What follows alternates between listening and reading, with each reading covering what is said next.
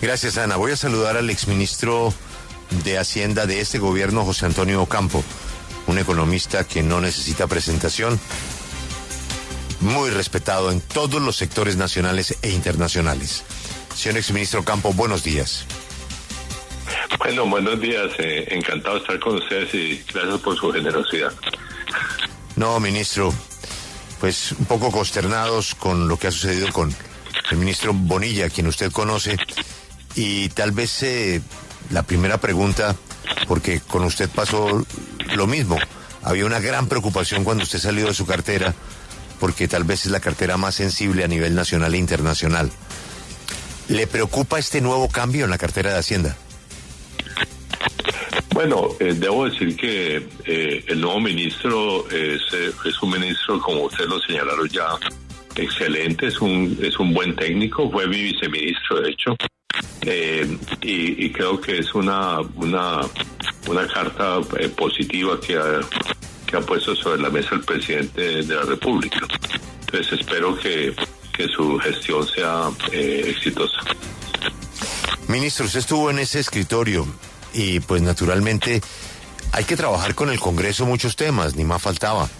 El Congreso pues es la voz del pueblo y en un sistema democrático el legislativo tiene que conectar con el ejecutivo. Pero ¿cuál es el blindaje que se puede tener para ese carrusel de contratos como el de gestión del riesgo que le costaron la cabeza al ministro? Bueno, yo creo que los temas particulares que están siendo investigados son temas específicos, pero digamos en torno a negociaciones con el Congreso de la República, obviamente el ministro de Hacienda tiene amplias negociaciones y además tiene que dar conceptos sobre muchos otros proyectos de ley provenientes de otras carteras, ¿no?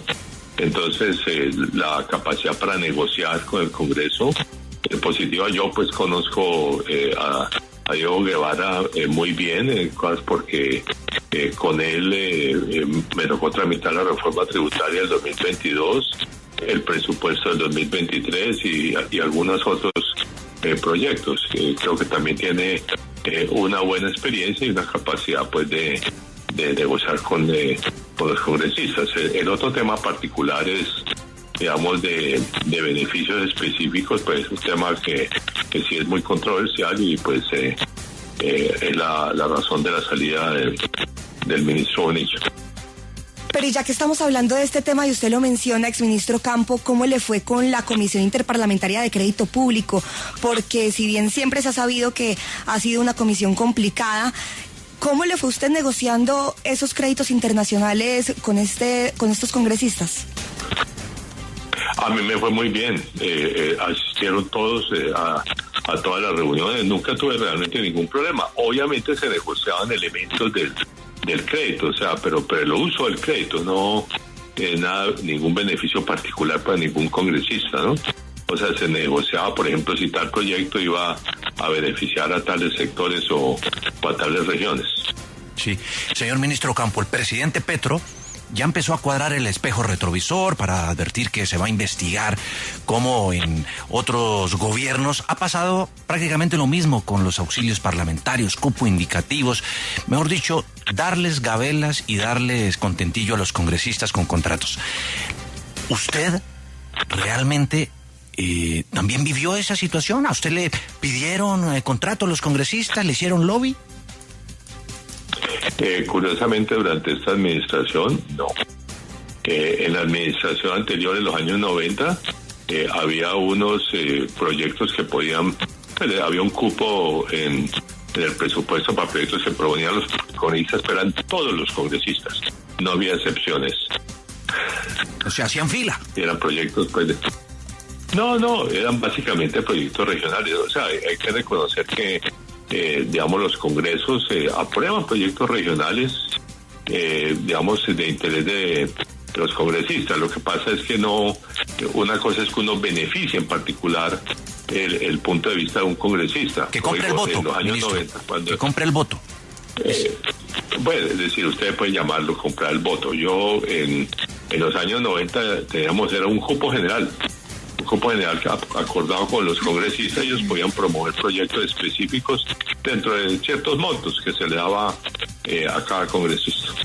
Pero no había nada, no había negociación específica de ningún proyecto.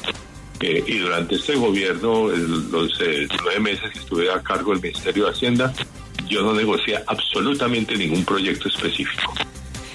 Claro, pero a propósito de ese punto que usted dice y de lo que dijo el presidente Gustavo Petro en su cuenta de X sobre eso, usted no negoció ningún proyecto, pero recibió presión de algunos de los congresistas para poder aprobar cosas cuando usted era ministro de Hacienda, porque él dice que esa es una práctica que no ha cambiado y que ha sido de todos los gobiernos, sino que en este gobierno no se alcanzó a hacer porque pues simplemente Olmedo López no alcanzó a entregar todos los dineros, pero que ya eso estaba listo. Cuando usted estaba, ¿recibió presiones y usted dijo que no? Reitero, yo no negocié absolutamente ningún proyecto específico con ningún congresista. Señor exministro José Antonio Campo, yo quiero que nos vayamos al trino, al extenso trino que fue publicado ayer por el presidente Petro, porque dentro de algunos de los argumentos que él señala es que esta práctica de la corrupción y del desvío de los dineros públicos tiene como trasfondo una deuda externa mal habida que impone altas tasas de interés en beneficio de banqueros y fondos de capital extranjeros, y que entonces los ministros de Hacienda deseosos de trabajar en la banca multilateral o en las universidades privadas de los gringos se sienten obligados a cumplir y que se agranda sin necesidad para financiar los negocios de los banqueros. Hablemos de la realidad de la deuda externa. Esto que dice el presidente, ¿qué tanto tiene asidero? Pues digamos la deuda tiene dos elementos. La deuda con los bancos multilaterales, que es financia una gran cantidad de proyectos de desarrollo económico, social, ambiental, pero digamos en ningún sentido se puede considerar un proceso negativo, ¿no? De hecho, financian muchos proyectos deseables que están incluidos, además tienen que estar incluidos en el presupuesto nacional, y esos créditos tienen que ser aprobados por la Comisión Interparlamentaria de Crédito Público, ¿no? Ese es el procedimiento. Y después hay la emisión de bonos en el mercado internacional, pues que obviamente se han encarecido desde que Colombia perdió el grado de inversión bajo la administración anterior, pero digamos es un mecanismo normal que utilizan los países. De hecho, es un privilegio tener acceso a ese mercado de bonos. Y tiene una gran virtud, son créditos que se desembolsan más rápido y son mucho más generales. Entonces yo no creo que haya nada negativo acerca de la deuda externa de Colombia. Hay sí el hecho de que la deuda colombiana es alta, pero curiosamente la mayor deuda es en TES, o sea, es deuda interna. Señor ministro, economistas de todas las esquinas políticas, incluyéndolo a usted, han sido críticos y les preocupa que avance el sistema general de participaciones, es decir, un alto pedazo del presupuesto a manejo de los políticos regionalmente. Sin embargo, eso avanzó, se aprobó rapidísimo, porque obviamente ese es un gana-gana para un ministro que tiene un origen y un interés eminentemente electoral y político, y para un Congreso que le fascina manejar recursos regionalmente. ¿Cómo se puede avanzar con una idea que pone en peligro, según ustedes, el futuro de la economía en Colombia y que va contra la voluntad del propio ministro Bonilla, y eso no importa y se aprueba y nos quedamos con el lío? Sí, pues creo que todos los exministros firmamos una carta hace un par de meses diciéndonos que ese proyecto no era positivo para el país, que iba a generar una situación fiscal muy compleja. Y bueno, desafortunadamente pues se negoció un poco, se bajó el monto, pero ese fue aprobado. Lo que nosotros planteamos, y yo lo he planteado en forma reiterada desde entonces, es que lo primero que había que hacer era la ley de competencias, que aquí curiosamente es la última que se va a hacer. la primera uno tiene que decir, bueno, cuáles son las competencias de los departamentos, de los municipios y de la nación, y cuánto cuestan todas, para saber cuántos son los recursos disponibles para financiar a las regiones. O sea, el proceso tenía que haber sido al revés. O sea, primero comenzar por las competencias y después, digamos, y el costo de esas competencias, y después determinar cuáles son los recursos y cómo se trasladan esos recursos a las regiones para sus proyectos en educación, en salud, en vías, en acueductos, en fin. Habrá que ver exactamente qué se va a hacer. O sea, se hizo totalmente al revés. Debo decir que eso, digamos, yo personalmente soy un fuerte,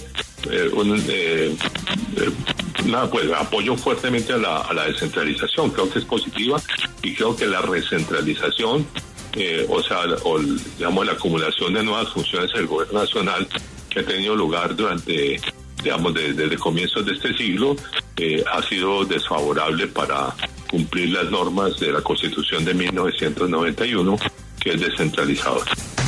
Y el nuevo ministro no solamente tiene en sus manos esta papa caliente con esa ley de competencias que ahora tendrá que tramitarse, sino que también tiene la ley de financiamiento, un recorte presupuestal que no se ha hecho y un presupuesto desfinanciado para el próximo año. Exministro, para usted, ¿cuál es ese principal reto de todo esto que le menciono u otros en los que se debería enfocar Diego Guevara? No, creo que la racionalización de las cuentas fiscales pues es una responsabilidad básica del ministro de Hacienda, y como digo, el ministro Guevara tiene un amplio conocimiento de los temas presupuestales y tributarios. Entonces creo que puede hacer una buena función. Pues no es, debo decir, el cuadrar presupuestos nunca es una tarea agradable de ningún ministro de Hacienda en ningún momento. Y creo que lo puede hacer bastante bien, y esa es la responsabilidad básica del ministro de Hacienda. Señor exministro, el presidente Petro dijo, referente al caso de Ricardo Bonilla, exministro ya, que él cayó en la trampa de funcionarios uribistas que estaban allí y lo hicieron un entrampamiento con el escándalo de la ONGRD. ¿Usted trabajó con varios de ellos? ¿Usted sintió la misma desconfianza? Yo nunca tuve desconfianza con ningún congresista. Doctor Ocampo, muchas gracias por atendernos y desear que le vaya muy bien al nuevo ministro. Ha sido usted muy amable. No, a ustedes muchas gracias por su generosidad en entrevistarme. Muchas gracias.